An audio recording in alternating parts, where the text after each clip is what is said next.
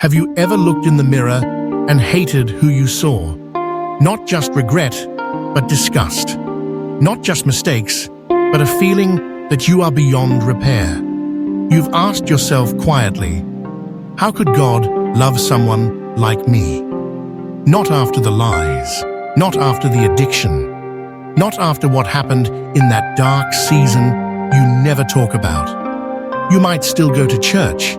You might still say, God is love.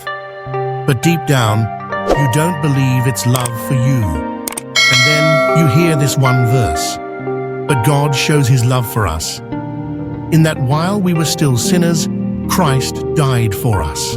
Romans 5:8. While you were still stuck, still ashamed, still rebellious, he loved you then. He loves you now.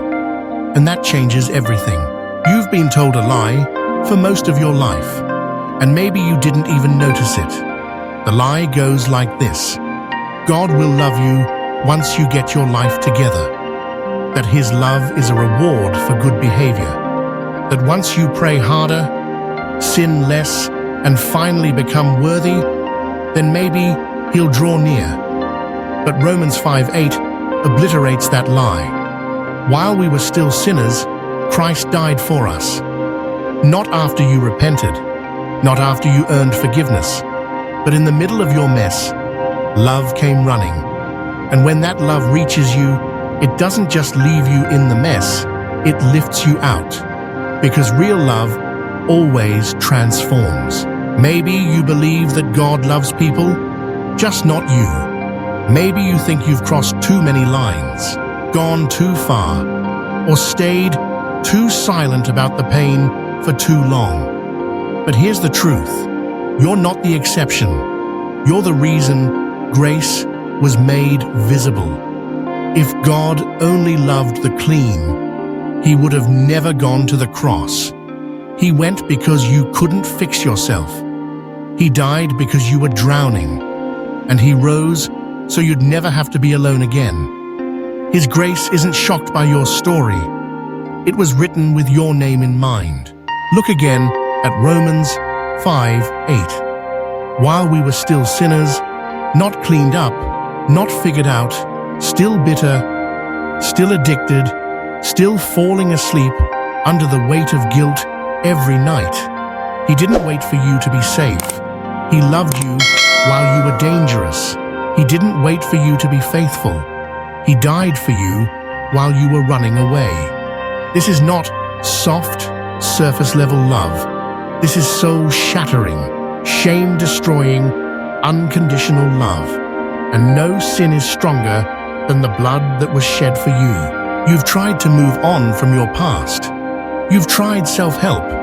You've even tried religion without relationship, rituals without heart. But healing doesn't come from pretending the pain isn't real. It comes from being seen in it and still loved anyway. And that's what Romans 5:8 offers. A God who knew your worst moments, who heard your inner battles, and who still said, I choose you as you are, not as you should be.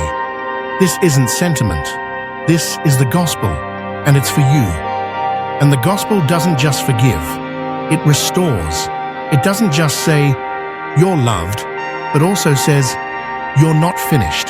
You might feel like you've ruined everything, that you've waited too long to come home, that you've disqualified yourself.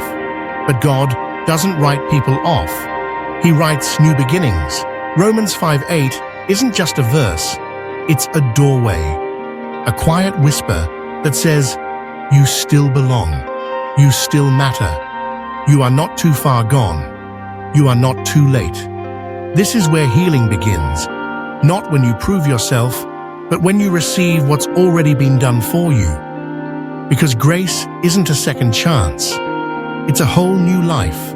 Right now, I want you to say this verse again, but this time, insert your name. But God shows his love for your name in that while your name was still a sinner, Christ died for your name. Let those words wreck you. Let them heal you. Let them silence every voice that ever told you you were unworthy of love. Because you are not your past. You are not your shame. You are deeply, eternally loved. And when you finally believe that, everything begins to change. If you do nothing else today, do this. Say yes to the one who loved you at your worst. Because that kind of love doesn't exist anywhere else. Not performance, not pressure, just promise. Still a sinner? Yes.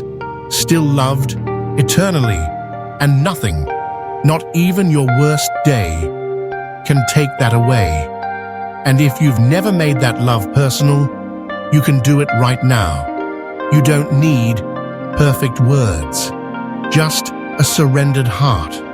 Whisper this: Jesus, if you love me at my worst, I want to walk with you now. He's not waiting at a distance. He's already here.